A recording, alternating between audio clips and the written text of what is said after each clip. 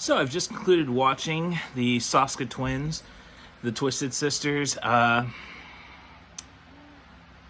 reimagining of David Cronenberg's Rabid, which I think works as a pretty decent horror film. Maybe runs a little too long as they try to mix it in with a contemporary environment, being the fashion scene. Basically, our main character, portrayed by Laura Vanderhoot, is injured in a car accident, which nearly leaves a quarter of her face disfigured. But fortunately, there's transhumanism doctors who are willing to do stem cell research and such to give her back her face. A face she didn't have because she's already scarred prior to this. So she's got new confidence and climbs the fashion ranks, but she's having hallucinations and nightmares of essentially eating people, primarily just drinking blood.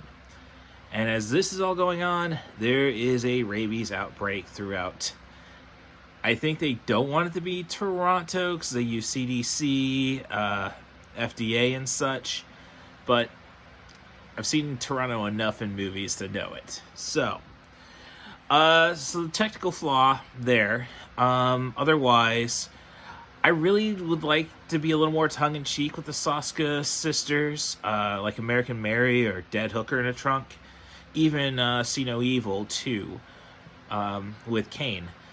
As for the wrestlers who show up in this film, AJ Lee gets a bit part, while CM Punk, Phil Brooks, the inferior CM, but listen to the podcast for that rant, is your primary draw.